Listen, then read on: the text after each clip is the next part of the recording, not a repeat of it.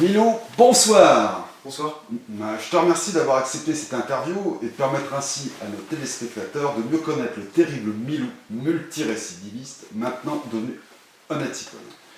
Tout d'abord, d'où te vient ce surnom de Milou, qui à simple évocation, faisait trembler toutes les polices de France? Ouais, mon chien s'appelait Tintin. Ah, bien vu, bien vu.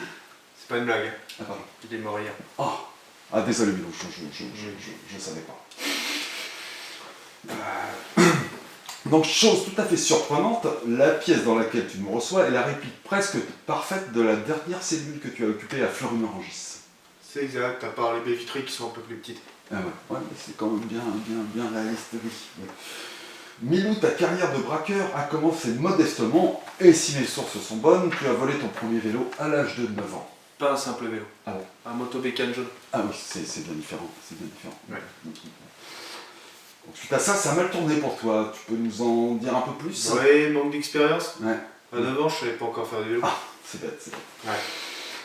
Suite à ce délit, première détention, tu as pris 5 ans. C'était cher payé tout de même. Ouais, c'est cher payé, mais bon. Je suis pas tombé tout de suite. Hein. Ah ouais. J'ai déjà fini dans la vitrine d'une bijouterie. C'était déjà plus fort que toi, Milou, je pense. Ouais, je pense que c'est dans le sang. Ouais. Voilà. Après, bon, j'ai eu tellement peur que j'ai dû demander à la vendeuse où se trouvaient les toilettes.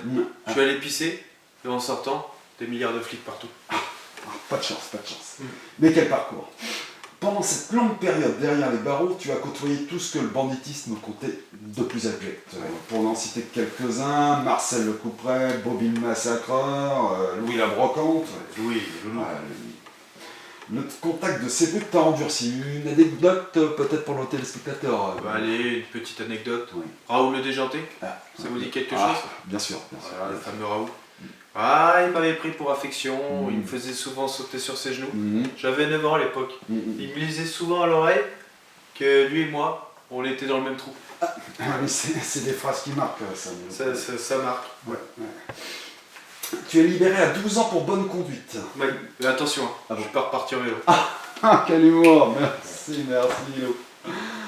Tu reprends ta scolarité interrompue à l'âge de 3 ans. Tu étudies d'arrache-pied. Oui, mais le biche. Extraordinaire, quel personnage. Et pardon, c'est tellement bon. Et tu finiras par intégrer l'école de police haut la main. Hein. Hop. Oh les mains, on dit là. Attention. 3 ans plus tard, te voilà inspecteur et tu participes à la traque sanglante de Julie Lescaut, avec laquelle tu te marieras 2 mois plus tard. Ouais. Très sanglante la petite Julie à l'époque. Bon. Elle était encore vierge. Oui, Milo, il y a avec toi qui peut nous en parler ainsi. Et vous coulez donc des années heureuses sur les îles donc du même nom, jusqu'à ce que tu croises le chemin de Freddy aux mains d'or, grand spécialiste des coffres forts. Freddy. C'est simple, hein.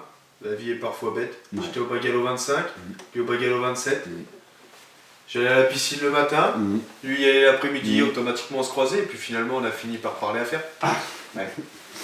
Alors, les spécialistes de l'époque ont dit que vous aviez réalisé le casse du siècle. Oui, le casse du siècle. 1er janvier 2001, minuit 10. Le premier casse du siècle, en vrai. Exactement, ça c'est une horloge. Freddy aux mains d'or te propose ce braquage complètement fou et malgré tout tu acceptes. Ouais, on se connaît les hommes. Quand on est amoureux on fait n'importe quoi, donc je me suis engagé dans un plan qui était totalement con. Donc ce 1er janvier 2001 à 0h10, comme tu l'as dit, vous pénétrez par effraction au siège de Fichet Bosch, fabricant d'armes fortes comme tout le monde le sait, et vous fracturez les 18 coffres du showroom en moins de 4 heures. Ouais. Mais bon, Freddy n'a pas été en forme. Ouais. Au bout de 10 coffres, il a eu envie de pisser le Freddy. Non. Il est allé aux toilettes, et là la porte était fermée. Le mec est capable, en 2 heures, d'ouvrir 10 coffres, mais pas une porte de toilette. Non, Voilà. pas incroyable. Au procès, le juge nous explique tout simplement que c'était le gardien de l'immeuble qui était à l'intérieur et qui était en train d'appeler la flic. Non, incroyable.